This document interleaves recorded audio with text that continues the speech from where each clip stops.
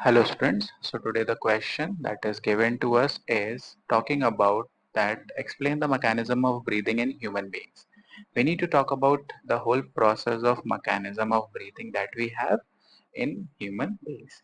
Now if I particularly talk about this process, what I can say is first of all about the process of breathing that it is like taking in fresh air for getting oxygen and giving out used air rich in carbon dioxide, and that is called breathing. Okay, like obviously breathing is the exchange of gases. So through that you can actually say that like breathing in fresh air, which is oxygen, and giving out used air, which is carbon dioxide. It is a physical and or mechanical process, you can say. Means there are actually the parts of the body. The whenever the muscles are actually involved, you can say it is a mechanical process particularly. Okay, so that is how it is, that it is a physical or mechanical process.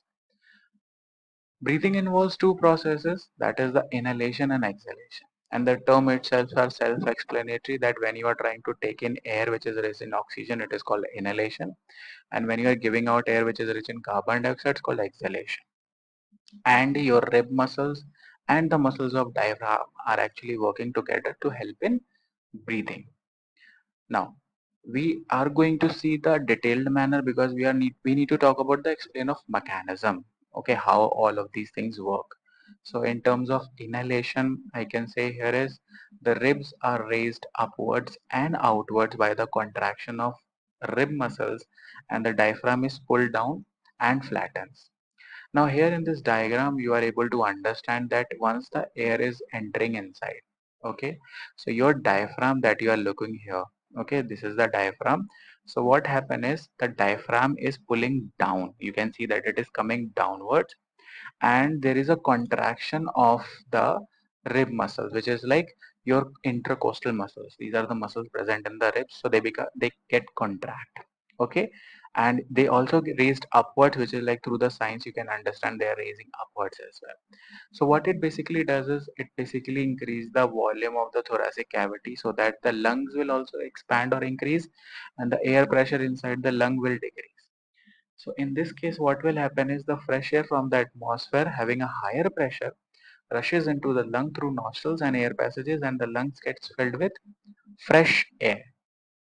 So this is how you can basically understand that, okay, this is how the expansion is taking place. Your body will giving the place to the lungs as well, and so that you are able to take in the air and utilize the air for your own purpose. Whereas if you talk about the process of exhalation, it is obviously the completely opposite, where what you can see is your ribs will move downwards and inwards, and the diaphragm will move upwards. Like here as well, you can see how it is moving upwards, okay, in this particular point. And then what will happen once it moves upward, the volume of the thoracic cavity and the lungs will decrease, and the air pressure inside the lungs will increase, which leads to what you can say is the lungs is getting contracted and pushing out the air, like pushing out the air through the what you can say air passage and nostrils. So again, in this case, your costal muscles, your intercostal muscles will relax, and here you can see about the rib cage as well, that it basically changes its movement as well, so that everything will become relaxed and only the lungs will contract and push out the air.